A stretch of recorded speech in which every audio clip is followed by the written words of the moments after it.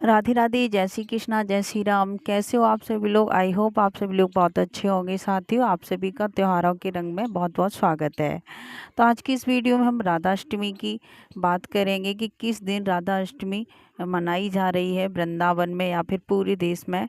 तो चलिए दोस्तों, अगर चैनल पर पहली बार आए तो प्लीज़ चैनल को सब्सक्राइब कर लें और बेल आइकन को ऑन कर लें। तो आज की वीडियो शुरू करते हैं। आप सभी को मेरा राधे राधे, जय श्री कृष्णा, जय श्री राम।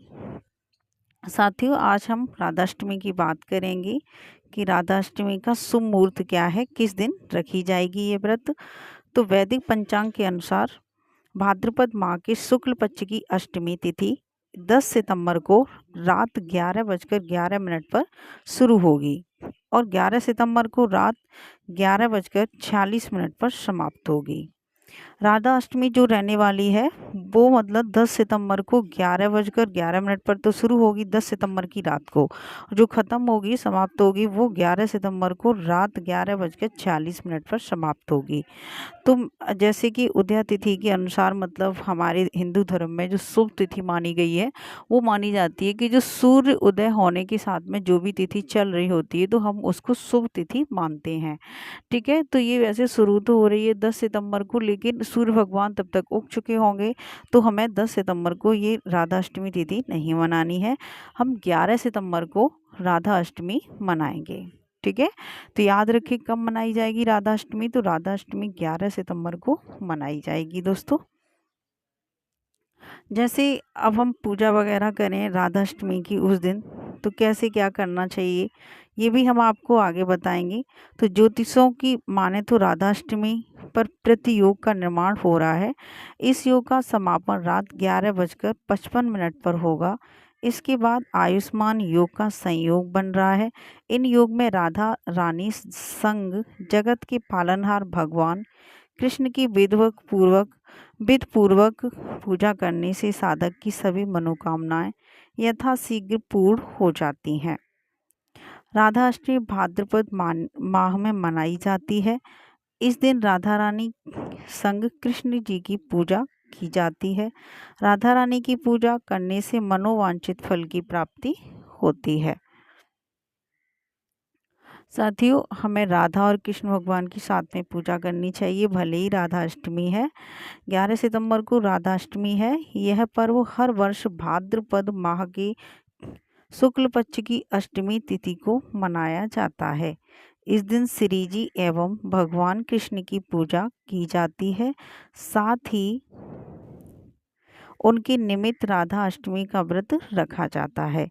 धार्मिक मत है कि राधा रानी संग भगवान कृष्ण की पूजा करने से व्रती को पृथ्वी लोक पर सभी प्रकार के सुखों की प्राप्ति होती है। साथ ही जीवन में व्याप्त दुखों का नाश होता है। अगर आप भी राधा रानी की कृपा के भागी बनना चाहते हैं तो राधा अष्टमी पर विधि विधान से श्री जी एवं भगवान कृष्ण की पूजा करें। साथ ही पूजा के समय कुछ मंत्रों का जाप करें। जैसे कि अगर आप पूजा करें तो राधा अष्टमी के दिन जब पंचामृत लें तो ऐसे दो एक मंत्र हैं उनका जाप करें। ओम वृषभानुजय विद्महे कृष्ण प्रियाय धीमहि तन्नो राधा प्रचोदयात्। दूसरा मंत्र है ओम ह्रीं श्री राधिकाय विहंवे गांधविक्रियाय विधिमाहि तन्नो राधा प्रचोदयात्। तो और भी मंत्र हैं जैसे ओम श्रीं नमः श्री कृष्णाय परपूर्णतमाय स्वाहा। ओम क्लीं ग्लौं क्लीं श्याम लांगाय नमः। कृष्णाय वासुदेवाय हरे परमात्मने। तो ऐसे मंत्रों का जाप करें और आप राधा रानी का और कृष्ण भगवान का पूजन करें। ठीक है दोस्तों, तो इस तरीके से हमें पूजा करनी चाहिए और इसकी अब हम विधि बताएंगे। रोजाना की तरह सुबह उठें, स्नान ध्यान कर व्रत का संकल्प लें। दोपहर में भगवान कृष्ण और राधा रानी की विधिवत पूजा करें। इसके लिए पूजन स्थल की साफ सफाई कर गंगा जल से शुद्ध करें और 5 रंग का मंडप बनाकर ध्वजा, पुष्पमाला, वस्त्र, पताका, तोरण आदि से उसे सजाएं।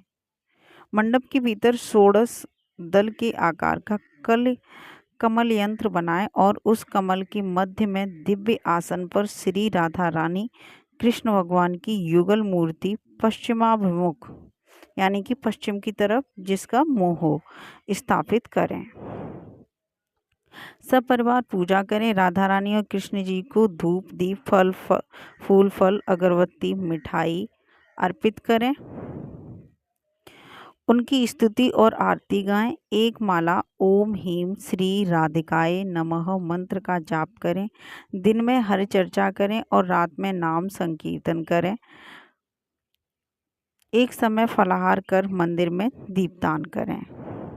तो इस तरीके से हमें राधा अष्टमी को पूजा करनी चाहिए, तभी हमें अच्छे से फल मिलता है। हम कर तो कैसे भी लेते हैं, लेकिन हमें विधि विधान से पूजा अवश्य करनी चाहिए। जैसे उसमें पूजा सामग्री क्या होनी चाहिए, तो वो है धार्मिक मान्यता है कि राधा अष्टमी की राधा रानी की पूजा आराधना से धन सुख समृद्धि और ऐश्वर्य की प्राप्ति होती है। इस खास मौके पर किशोरी जी को विधिवत पूजा के साथ पूजन सामग्री में कुछ चीज़ें जरूर शामिल करें। राधा रानी की पूजा के लिए अक्षत फूल लाल चंदन सिंदूर रोली सुगंध धूप दीप खीर फल मिठाई इत्र पंचामृत नए वस्त्र फूलों की माला आभूषण समेत सभी पूजन सामग्री एकत्रित कर लें। राधा अष्टमी के दिन राधा रानी को अरवी की सब्जी का भोग लगना शुभ माना गया है। मतलब राधा रानी को सबसे ज़्यादा जो पसंद है वो अरवी की सब्जी पसंद है, तो ये शुभ माना जाता है अरवी की सब्जी का भोग लगाना। इसके अलावा उन्हें पंचामृत का भोग लगाना न भूलें। पंचामृत कृष्ण कन्हैया और राधा रानी दोनों को अति प्रिय है। इसके साथ ही आरती के बाद पीली मिठाई और फल का भोग लगाएं। मीठे में उन्हें मालपुए का भोग या रबड़ी का प्रसाद अर्पित कर सकते हैं।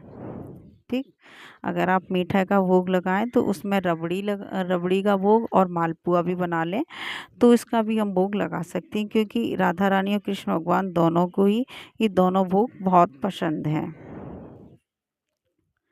ठीक है, तो कुछ चीज़ें ऐसी हैं जो भोग में हमें शामिल नहीं करनी चाहिए। तो वो चीज़ें हैं, ठाकुर जी के भोग में कोई भी गोभी टमाटर गाजर और जमीकंद शामिल नहीं किया जाता है। प्रतिदिन परोसे जाने वाले पकवान जैसे मंगला रबड़ी का कुल्हड़ माखन मिश्री धूप झांकी क्या है कचौरी मालपुआ बड़ा लड्डू मीठी मठरी अचार, ये रखना चाहिए हमें उसमें।